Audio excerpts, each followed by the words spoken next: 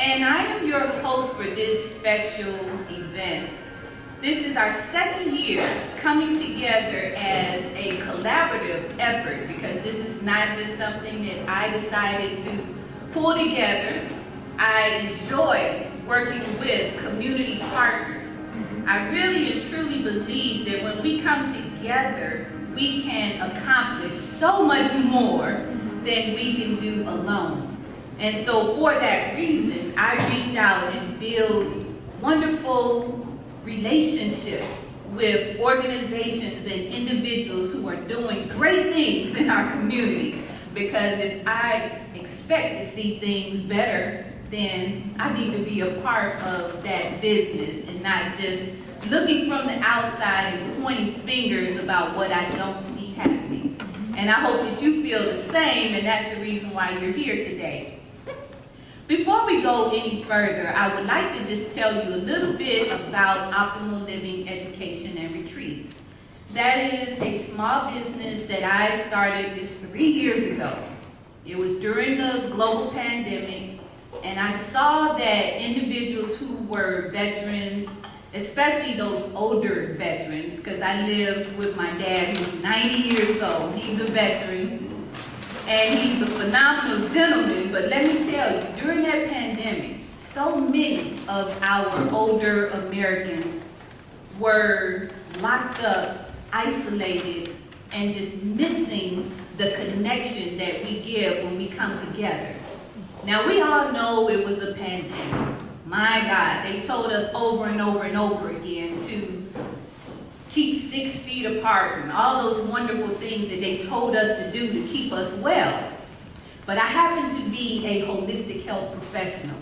And for the last 20 plus years, my work has been about touching people. And you may not know this, but it is something that is really required for us to do if we expect to be healthy and whole. Because as human beings, we have this need, not just a desire, but a need for human connection. And if you didn't know that before the pandemic, you probably know it now. Because those individuals who had no one to interact with and connect with, many of them shriveled up, and they're not here with us. Now, they might have put a title on what they say caused that person's demise, but I'm here to tell you that we have to have loving, nurturing touch as human beings to survive. Our immunity is impacted by our ability to touch and have healthy touch. Our brain functioning, our ability to interact with other human beings, all of these things are impacted by our touch or the lack thereof. And so Optimal Living Education and Retreats was kind of birthed out of that need to bring people together. Again, even though we were being isolated, if you're being isolated in a home and you have 5 people who live under the roof of that home, and they're all in their own rooms, but they do come together to watch TV and that kind of stuff, don't you know they're mixing and mingling already? So why would you be so disconnected when you're under the same roof? Well, it started happening before the pandemic even, because people have been growing further and further away from each other for some time now.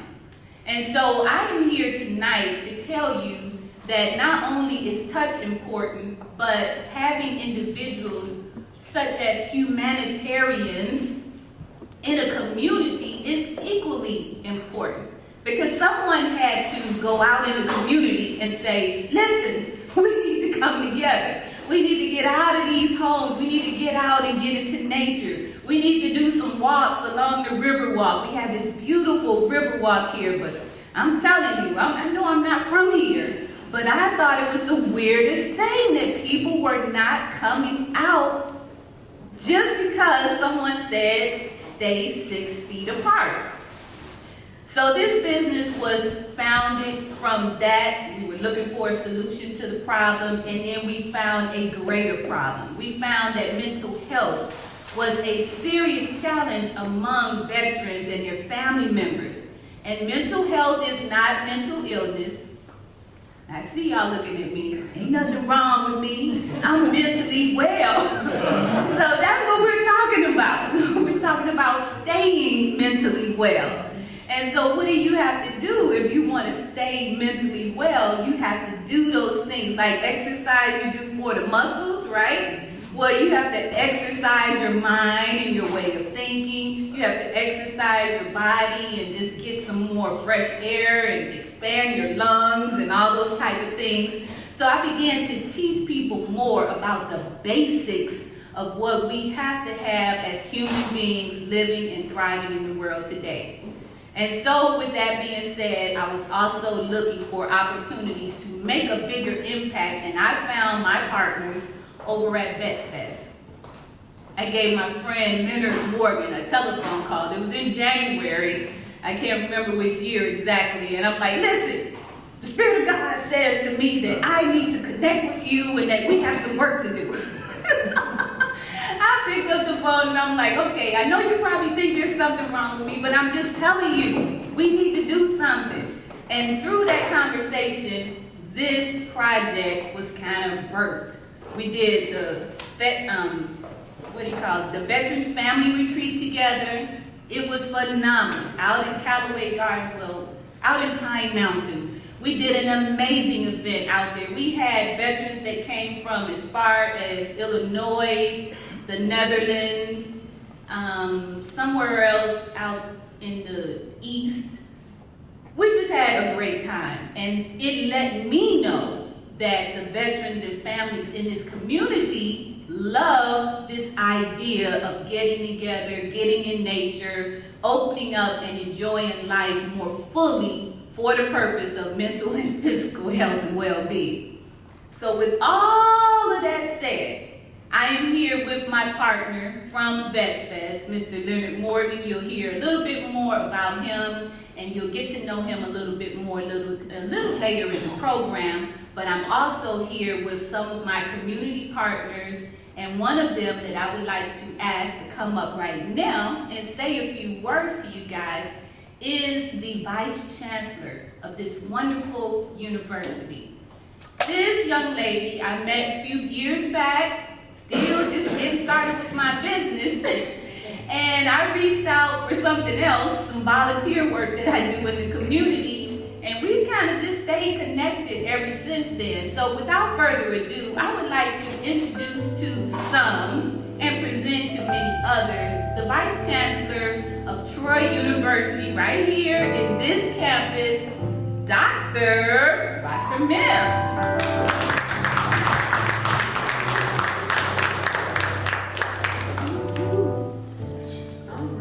So, Rosandra, thank you so much for that wonderful, wonderful welcome.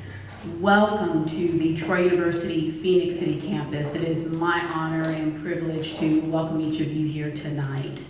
As Rosandra indicated, I serve as the campus vice chancellor for this particular location. If you are not familiar with Troy University, we have our roots in supporting the veteran community. And so it's fitting that she and I have come together and that we have come forward to serve as a partner for this important recognition opportunity.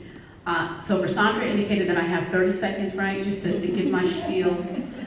And so again, we are pleased to have you here. Troy University, under the leadership of Dr. Jack Hawkins Jr., who, by the way, is the longest serving president of a public four-year university in the United States. He is a veteran. In fact, he is a Marine.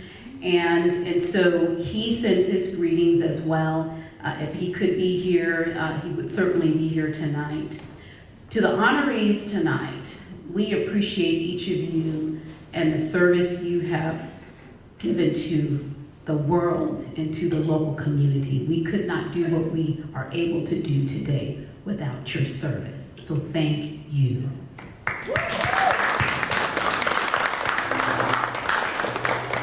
And finally, I encourage each of you, as Versandra indicated, getting involved.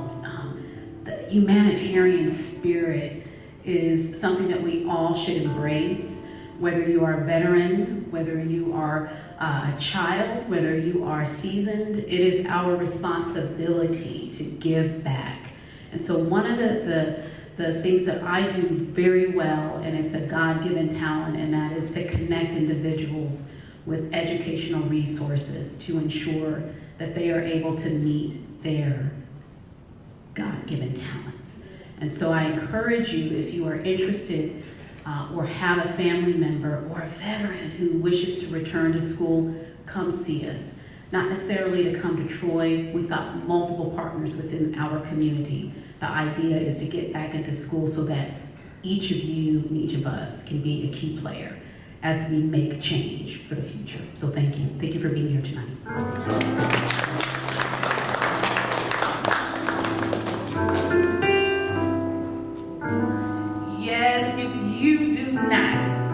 Dr. Rosser Mims. You want to take some time to get to know her.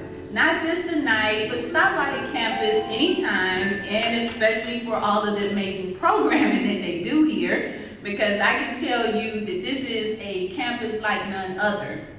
We have done such, oh my God, amazing work in this community, out in the parking lot, out on the grass. You'll probably hear more about it later on. But I just want you to know that I hear so many people talk about what's wrong with the world, what's not going right, repeating all of the things that they see on the news.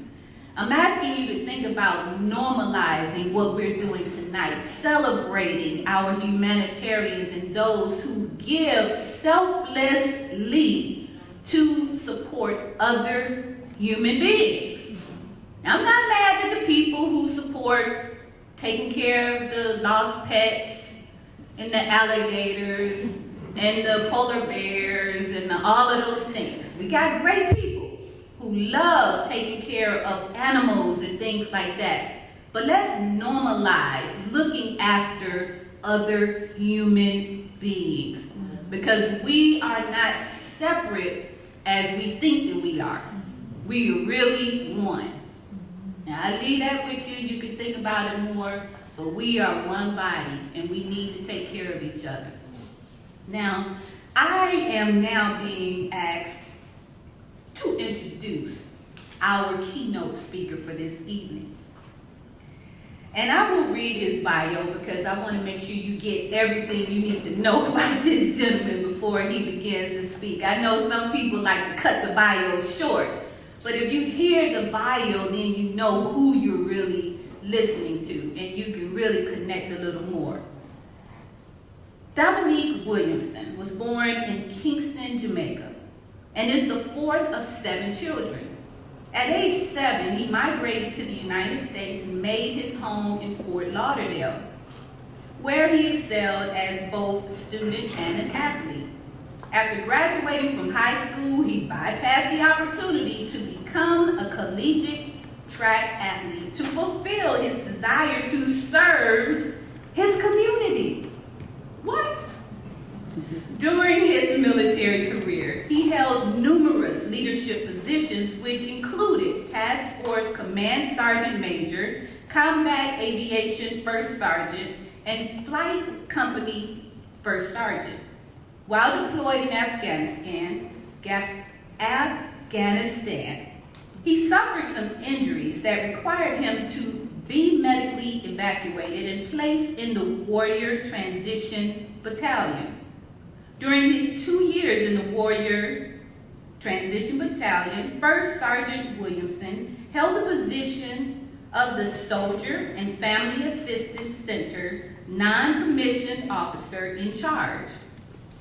As this wonderful officer in charge, he served as the military liaison for soldiers between the WTB and the SFAC. Now, I don't expect y'all to remember all those acronyms, but the military and the government has a lot of them. He did that to provide advice and consultation to the SFAC director and staff on military matters. His duties also included performing outreach services to soldiers, family members, and providing consultation services to civilian agencies, and provides client referrals and advocacy services. He also conducted evaluations with wounded soldiers and their family members to identify their special social, emotional, and psychological needs. Retired First Sergeant Williamson now devotes his time to service in his local communities, which includes Columbus, Georgia, Fort Moore, Georgia, and right here in Phenix City. And he does this as a community leader and a veteran advocate. He is the founder and executive director of the Veterans and Family Assistance Center, a 501c3 organization that provides a comprehensive approach to caring for our veterans and their families by connecting them to essential services and veterans benefits as the veteran advocate. He has assisted over 3,700 veterans. Now, I'm going to ask y'all to give him a hand for that right there. 3,700 veterans, their dependents and survivors, in filing claims for benefits, and he has represented them before the Board of Veterans Appeals. His passion and dedication to service have been the key to his maintaining a 98% success rate in winning all the claims that he has submitted to the Department of Veterans Affairs. Another hand. We are celebrating individuals who are doing extraordinary things in our community and in our world. So without further ado, I ask you to give a huge round of applause for our speaker for this evening, Mr. Dominique Williamson.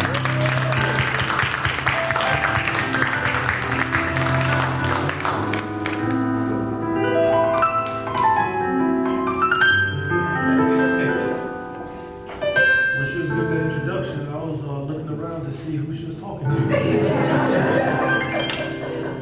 I didn't realize that there were so many things that we've accomplished over the years, and it's amazing that when you hear someone read back some of the things that you've done, our minds start thinking, maybe I need to do some more. Amen. And so tonight I'm not going to be before you long, because I know we have a program to go, but I do thank everyone, all the distinguished guests and honorees. Thank you for your service. Thank everyone for showing up tonight. Tonight I have the distinct pleasure and the assignment to talk about what a humanitarian is. And so I went to Webster and I pulled up Webster's dictionary definition, and it says, a humanitarian is a person who is involved in or connected with improving people's lives by reducing suffering. And so, as I started thinking about some humanitarians, there were probably about 3 people that popped into my mind initially. And those 3 people were Dr. Martin Luther King, Mahatma Gandhi, and then I also talked about Nelson Mandela.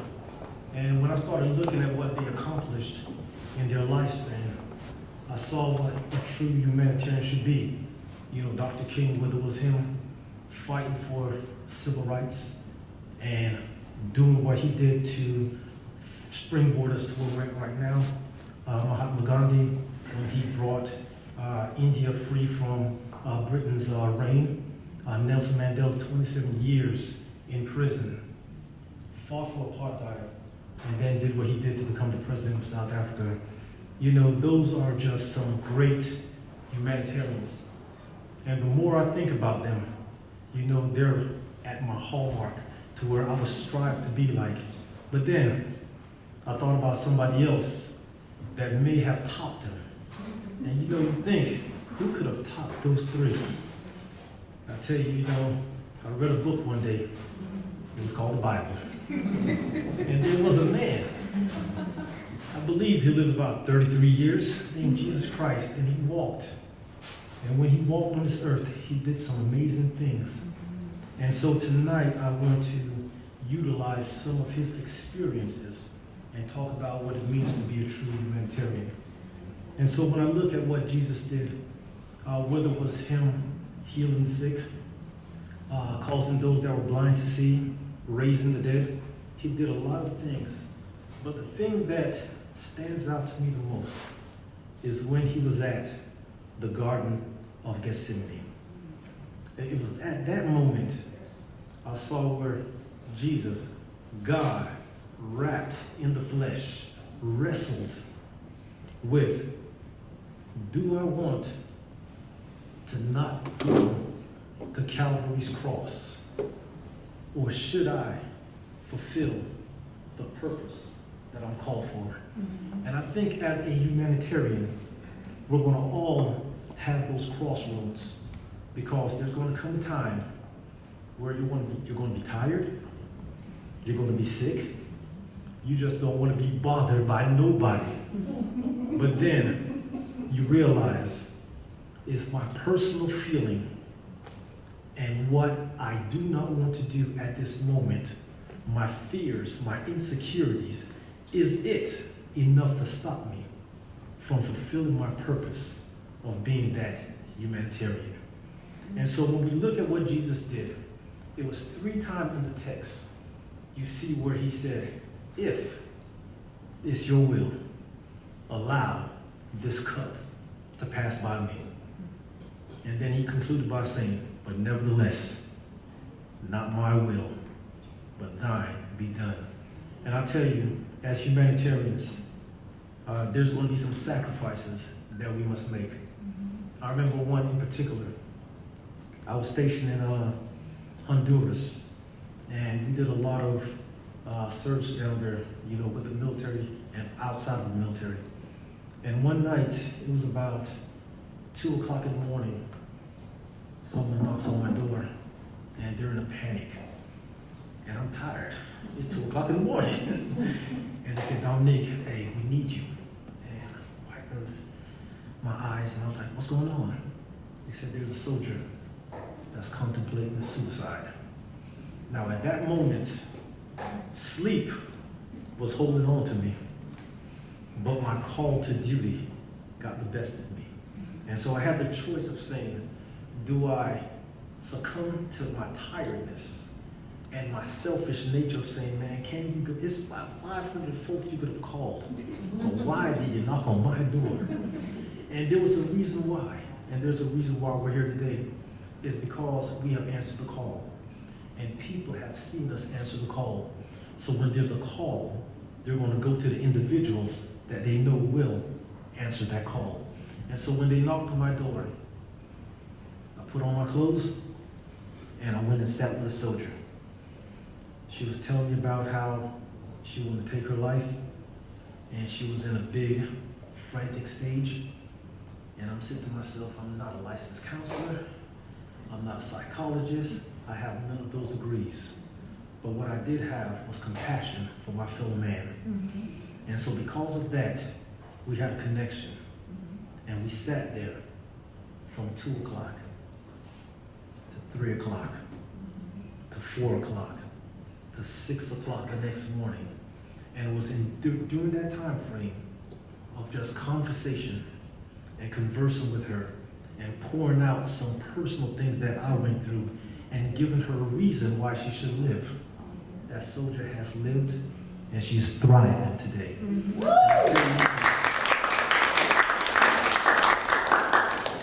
But if I would have said, I'm tired, knock on someone else's door, maybe they can do it better than me. Maybe they have the degrees that I didn't have.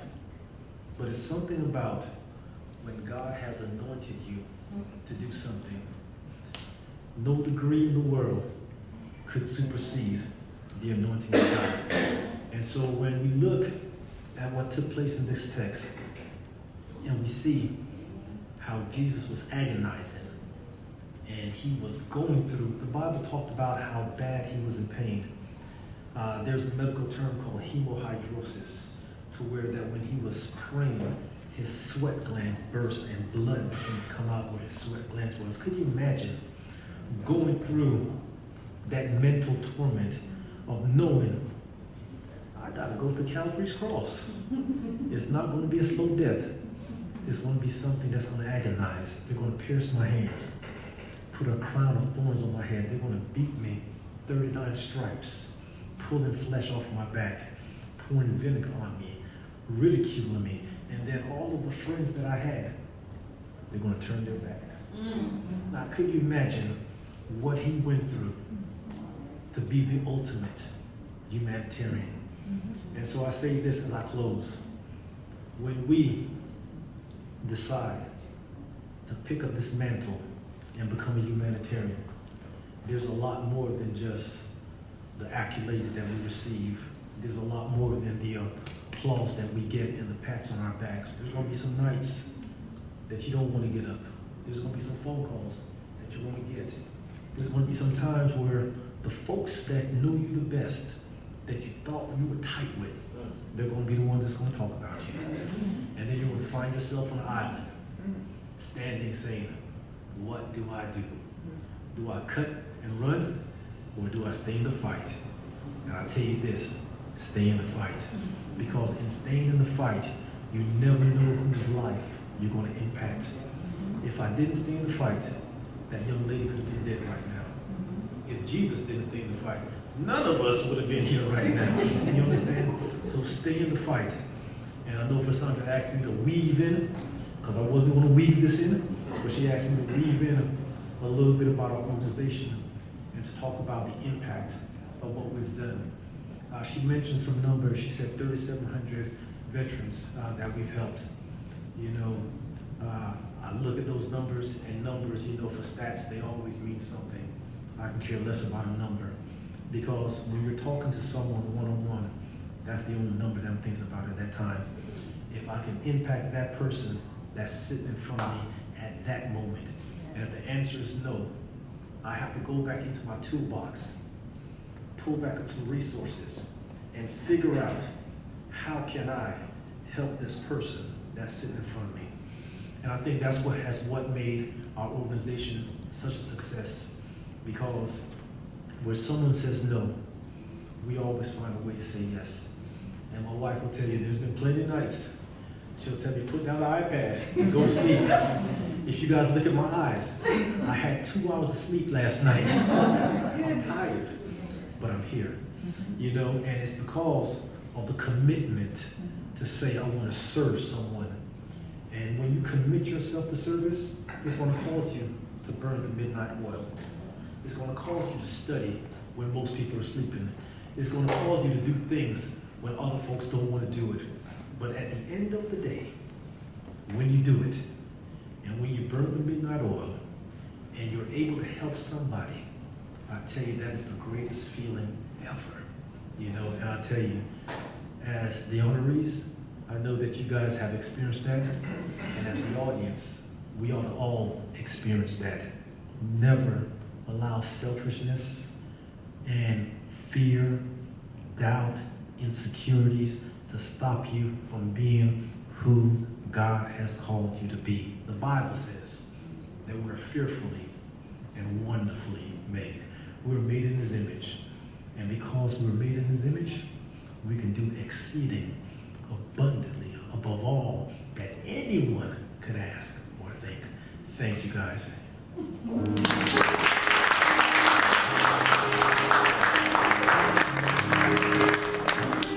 All right, I know I said, please, weave in some things about your organization. And he got so into his story that he still didn't weave in things about his organization. But what I would like to do, and this is not according to the program, but I happen to know that women rule things around here. I already know that, so I don't know about anybody else. So what I'm going to ask, because he sat down, I'm going to ask his beautiful wife, if you you don't mind just coming up and sharing a few words with our audience about your beautiful new venue that is open now and ready for people to request time away and retreat and rebuild and regroup and reorganize, those type of things. Come and tell them a little bit about what you have to offer and how they can connect with what you're doing in Buena Vista. Come on up.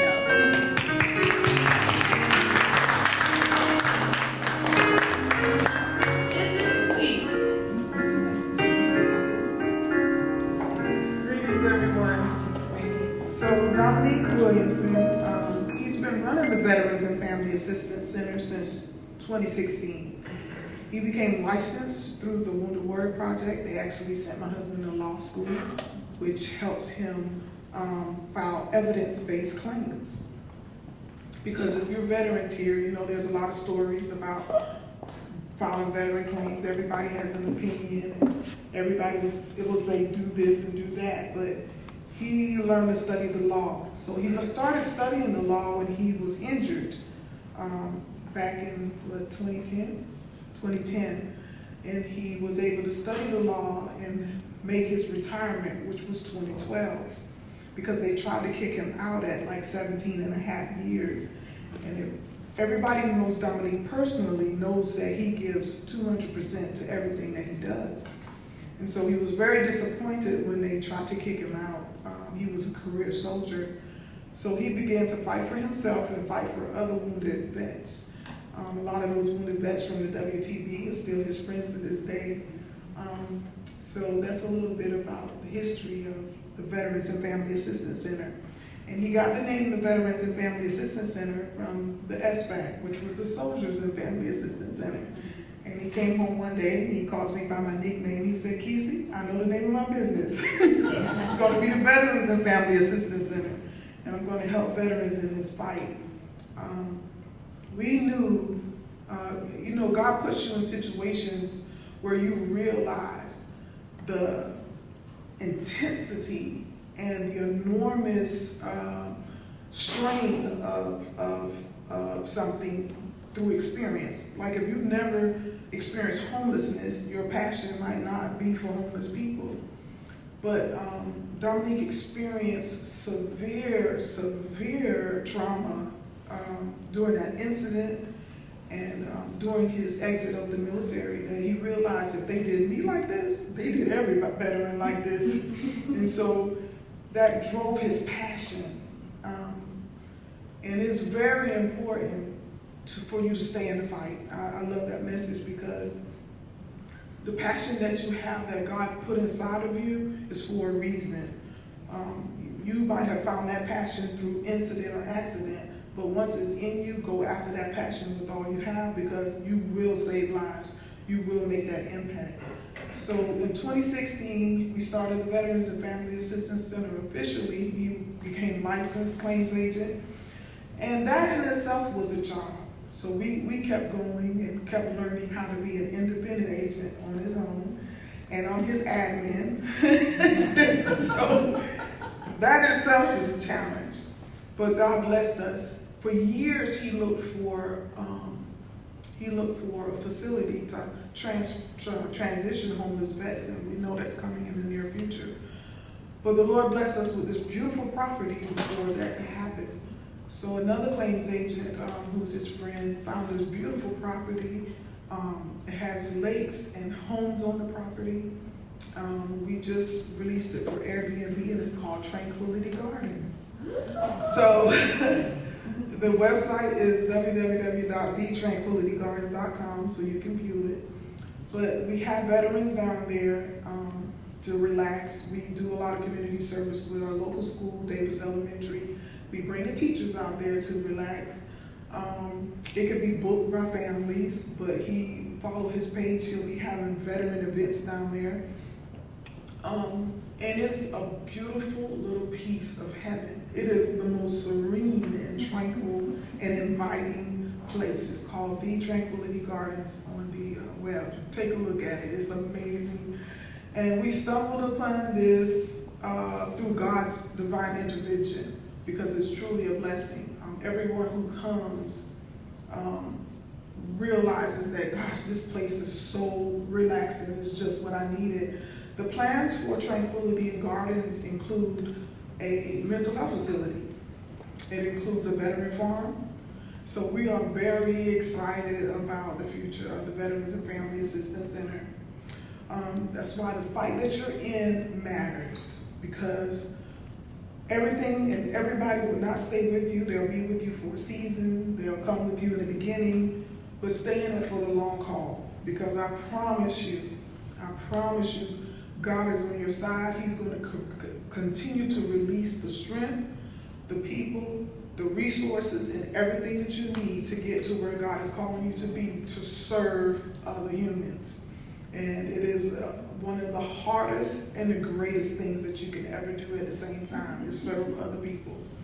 So, thank you so much.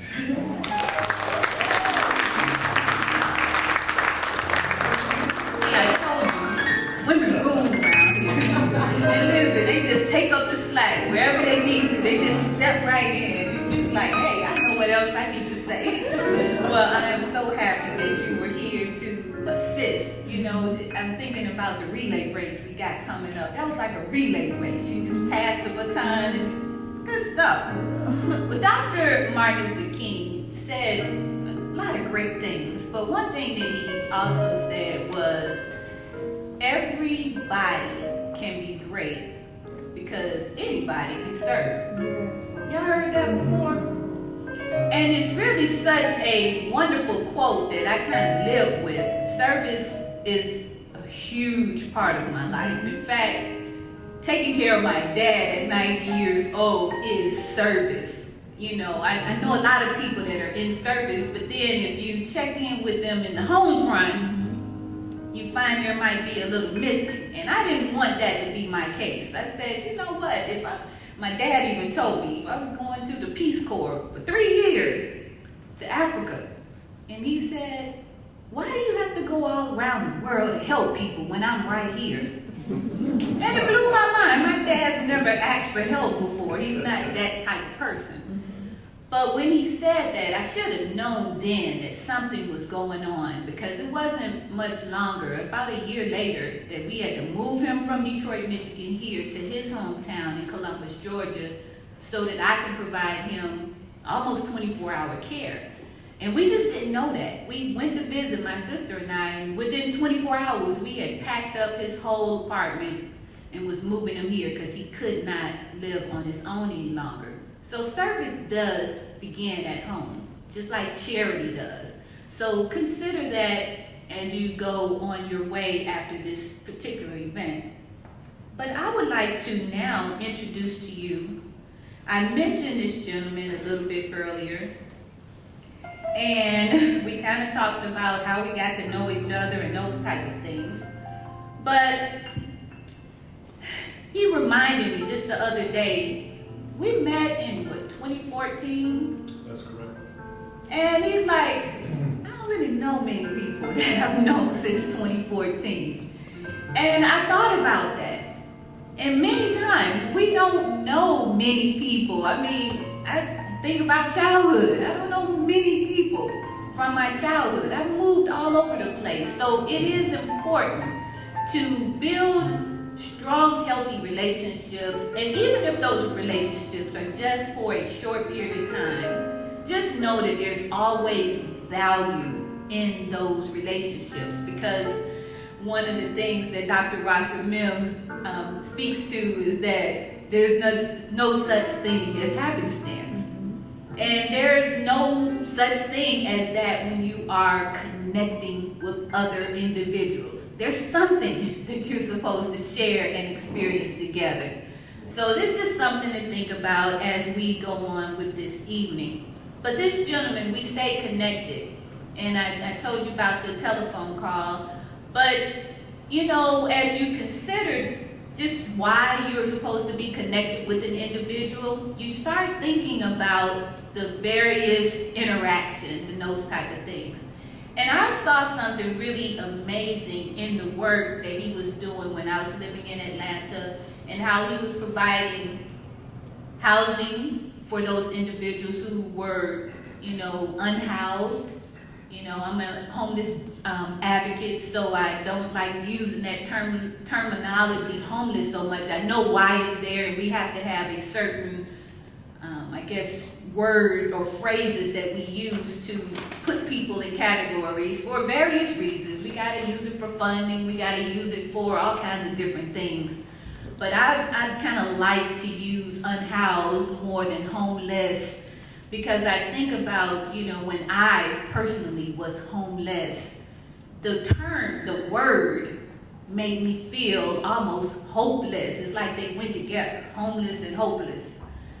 And as I considered my situation, and I finally named it a life transition, when everybody would ask, oh, I'm just experiencing a life transition. That felt better, it sounded better, and it actually served me better, because transitions happen. They're gonna happen. I don't care in what phase of life you're in, transitions happen.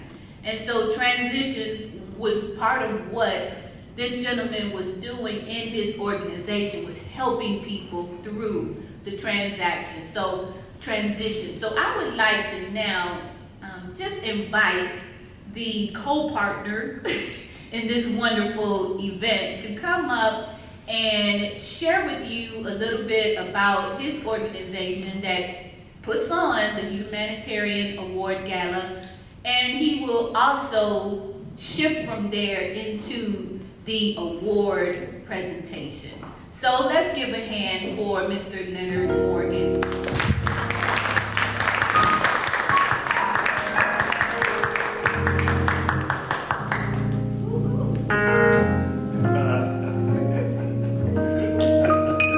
Good evening, everyone. Can you guys hear me? Okay. First of all, I want to thank God for allowing us to be here today.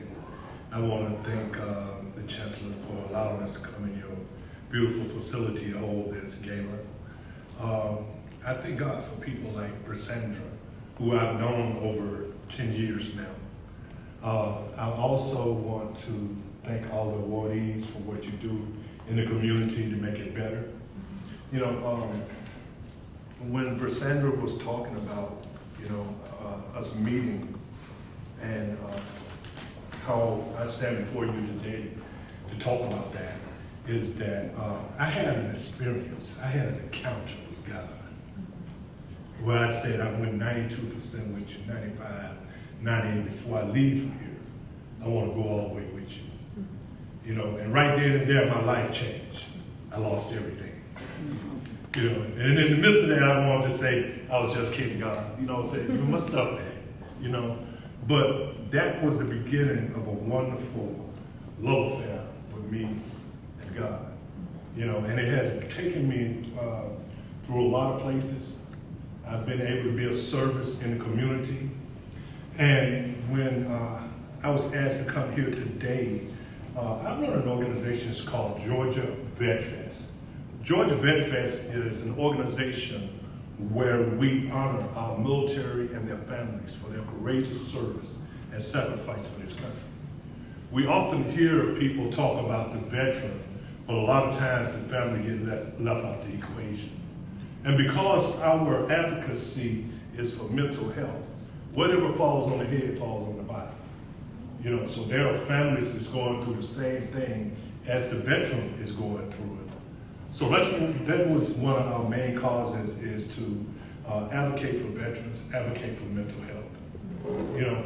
So many of my comrades, when you look at about 70 to almost 80% of my comrades suffer with some form of mental health, whether it is PTSD, substance abuse, anxiety, depression. 22 veterans will take their lives today.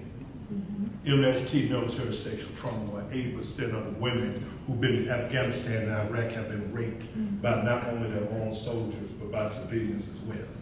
And then we got TBI, And one of the things that I've realized is very early, I cannot be all things to all people. That's the reason advocacy is one thing, but also having partnerships and collaborations is what's important. They used to say it takes a whole village, right? It still takes a whole village. you know. And what we have done is we have hosted 82 events in and around the metro area of Atlanta in the last 10 years. Everything from car shows, 5K runs, mental health conferences, you name it, breakfast with Santa. We've done that for veterans and their families. See, my thing is, if you got people out there advocating for everything else, you know, whether it is cancer, breast cancer, you know, advocacy for prostate cancer, whatever, what we have did is created a platform where we can bring all of those people in the community who do not have a platform on our platform, therefore giving our community the services that they need. I'm going to read a little bit about what we have done as far as it concerns the Humanitarian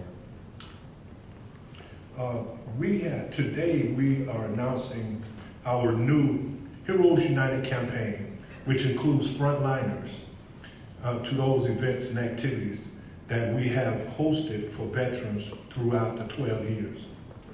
The coronavirus has devastated the world and this country. It has taken the lives of hundreds of thousands of Americans and has left this nation out with fear of who will be next. VetFest has decided to include Heroes United across the nation to participate in our 2023 through 2025 campaign of events. We want to foster unity, healing, and camaraderie as they rebuild their lives. These are the people who makes America better, not great. Heroes United across the nation are the people that we're serving. These people are the ones that help our country stay on track in the face of adversity. This organization has promoted holistic and wellness to those who suffer from PTSD, MST, suicide, depression, anxiety, TBI, substance abuse, and advocate for frontliners and their families. We believe that through this accomplishment that we'll put together a task force assisting them to transition back into building holistic and wellness model consisted of total health. I'm the founder of Georgia VetFest, and I state that it is a privilege and an honor to honor our frontliners and their service. The fighters of the coronavirus, the teachers, the nurses, the policemen, the firemen, the EMTs, the cashiers, the food service, the manufacturers, the truck drivers. However, to fill this task, this support of veterans and their families as well as the frontliners, we need help, we need donations, we need partners, and we need sponsors. With that being said, what we have done is we've created this campaign where we have already did 185 humanitarian awards since 2014. We are now looking at going nationwide where we're trying to offer 1,000 of these awards in cities and states around this country. And having this opportunity to come here and move that number, that needle, to 189, and we're having another event October the 21st in Atlanta, Georgia. It's called the Summer Spring Vet Fest, where we will be honoring 12 awardees at that event. So what I would like for you guys to do is get behind us, support us in what it is that we do, coming to your communities, coming to your states. And this is the thing, the people that I just mentioned in our communities are people who make our communities great. We're talking about the teachers, the nurses, the cashier, those that have went as unsung heroes. They deserve to be recognized as well. So here at VetFest, we're going to do our part to make sure that that happens. And with your help, that we can do that. I thank you guys for coming out and supporting us today. I thank Cassandra for the wonderful work you're doing here. I applaud you, and I look forward to us moving forward and doing much more together. Thank you.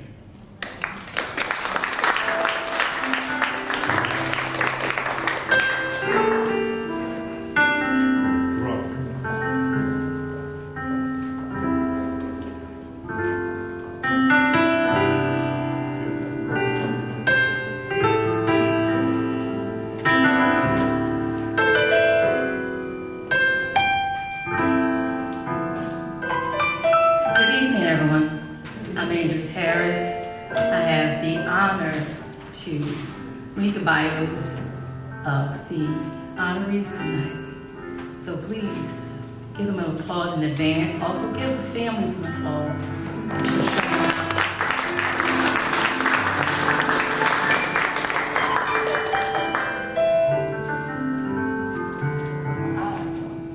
All right, well, we've already read the amazing man here, Mr. Dominic Williamson. So we are going to honor you. Would you please stand?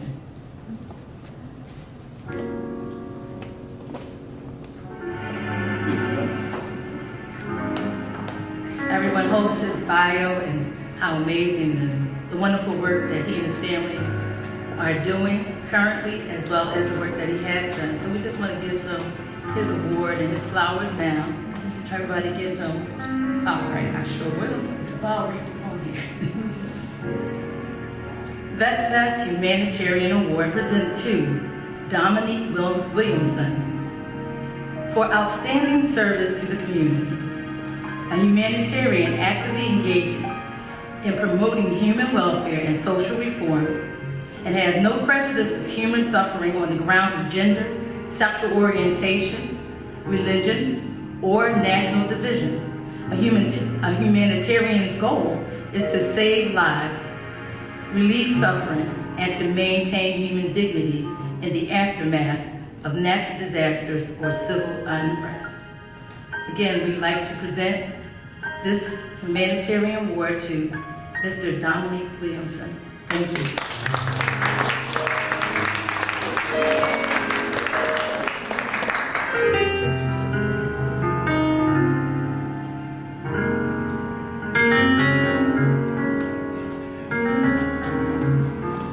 All right. Our next honoree. All right, Ms. Vonda.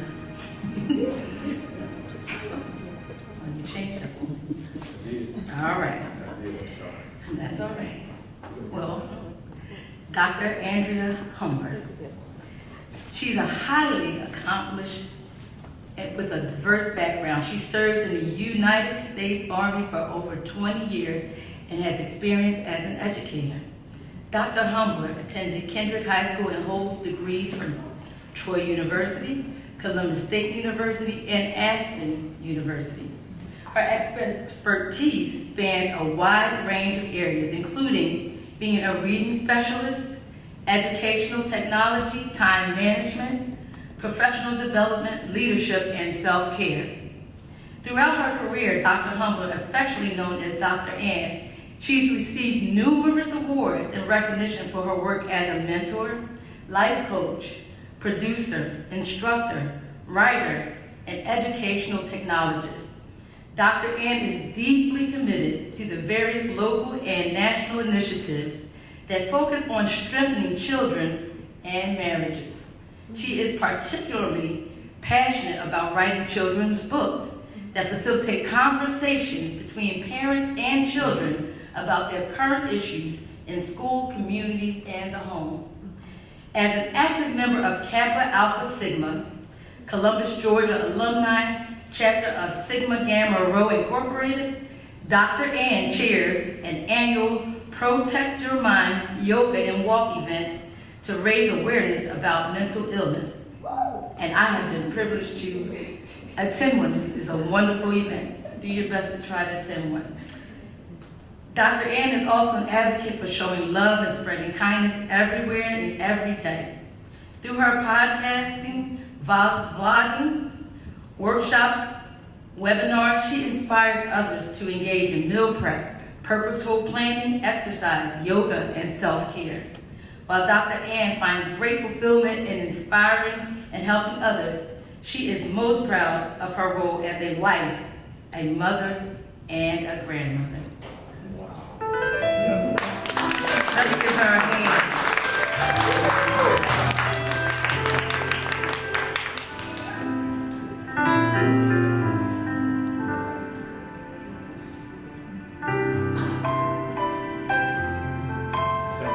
Thank you, Dr. Ann.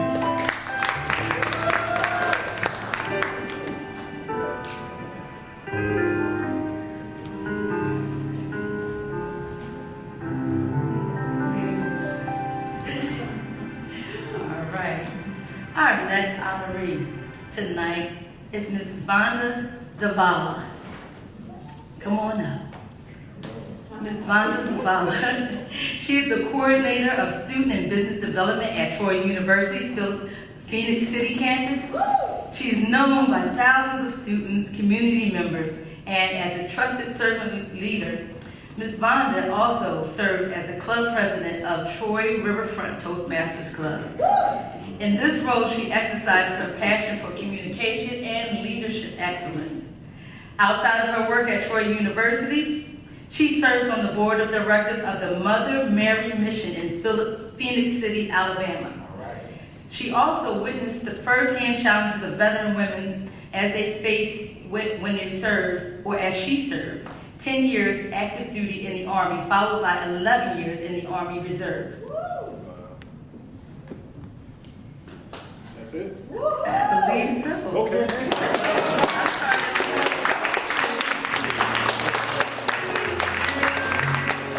Thank you, Ms. Vonda, for all your service.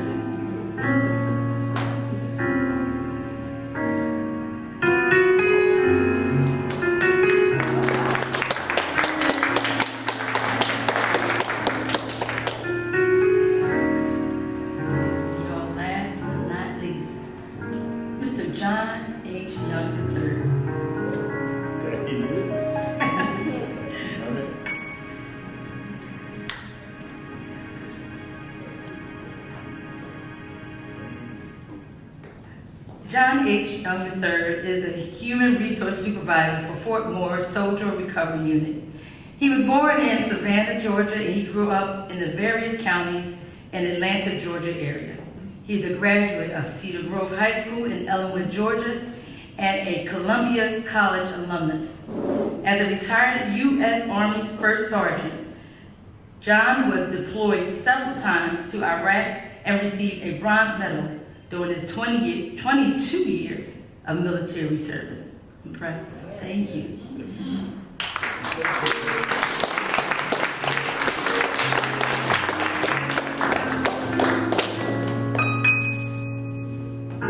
And if we could we have all the honorees come forward?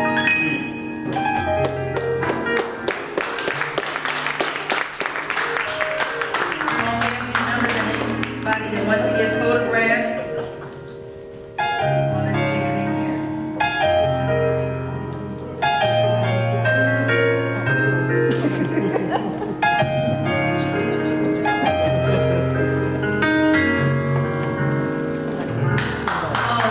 Please stand and honor our honorees tonight. Thank you so much for your service. Thank you for all you've done and all you continue to do. Thank you for all your encouragement.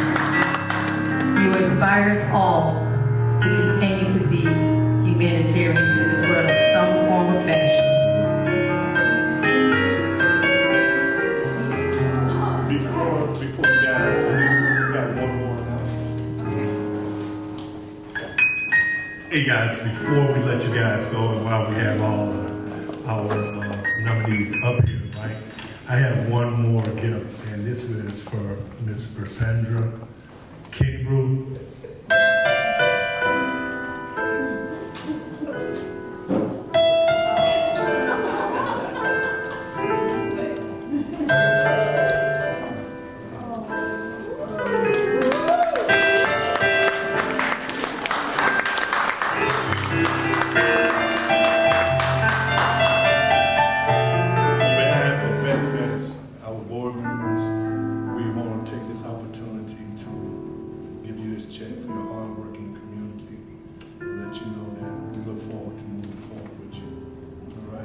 Let's give her one more hand.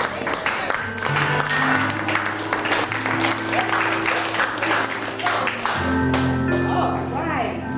As we are. The flowers. Oh, I got flowers.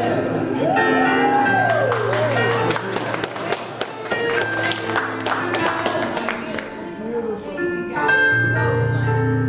As we are preparing to close out, I want to bring your attention to these little blocks that most of you guys found on your from another chair and just put it in your hands, just like this here for a moment. And when I thought about this is a yoga block. If you've never seen this thing before, that's what it's called, is a yoga block. But I thought of it as a building block. And I started thinking about what does it require for a humanitarian to really have a huge impact in their community. And it means you taking one block, building on top of it, putting another block, and all the blocks are each and every one of you guys here today.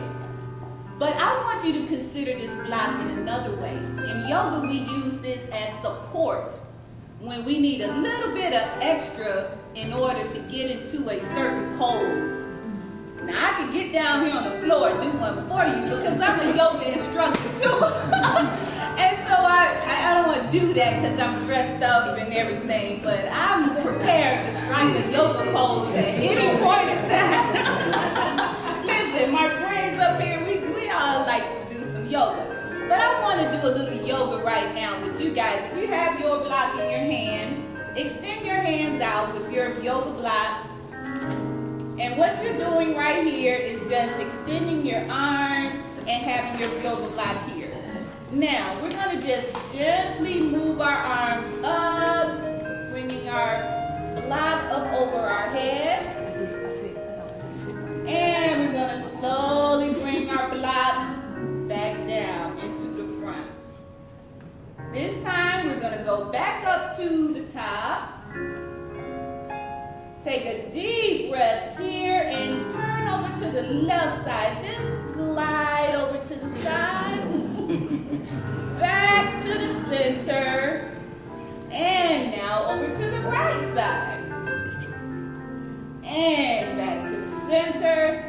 And bring your block right back down to the front. So it might seem like you didn't do much of anything. But when we do this exercise with some people who haven't had mobility in their shoulders for a long time, and they see that they can glide their hands up and actually bring them up to the top, they're like, I haven't done this in years. It's because you're not trying to do it alone. You have the support of something being held in your hands. Your two hands are pressing together, and you're using the force of multiple parts of your body coming together to accomplish a goal. You can do it so much easier when you have support than you can if you were trying to do it with one arm all by yourself. So keep that in mind as we continue to do great things in our community. We're not talking about going somewhere else and doing something. We're talking about being a humanitarian in your own community. Let's do that and let's get excited about it. Not just what we do as humanitarians, but be excited about sharing what you see happening with other individuals that are doing great things. And it's become a custom that I close out this special time that we have together with a little song. And so I'm going to ask our honorees to have a seat as I give them a little serenade.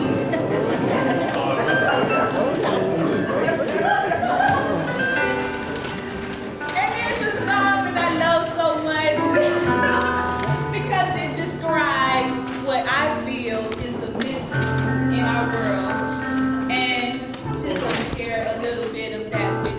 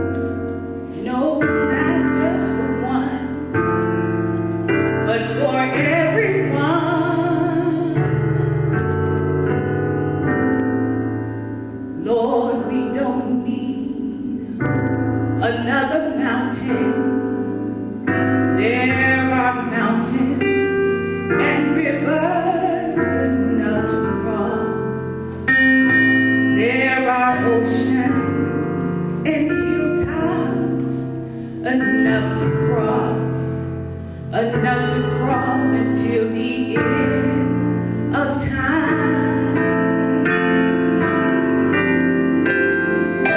What the world needs now is love, sweet love.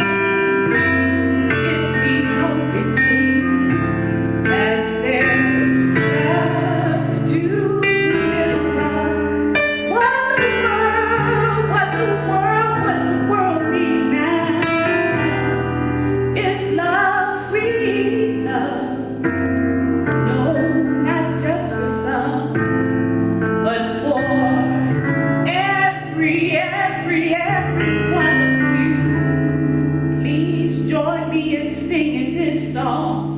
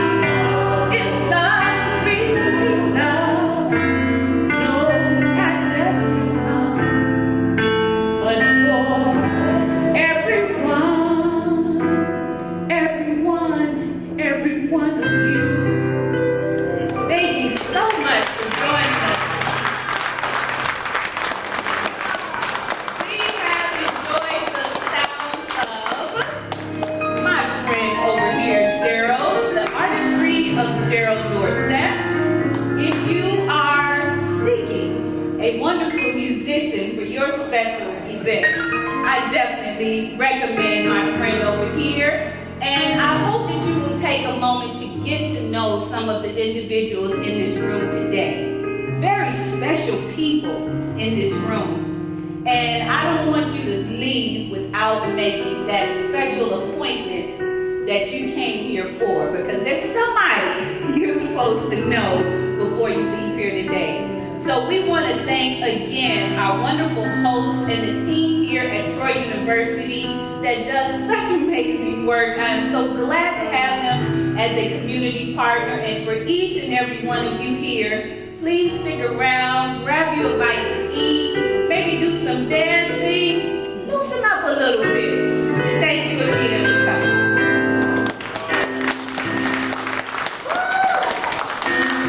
Put those hands together again for Ms. Sandra Canterbury, y'all. Give us a lot.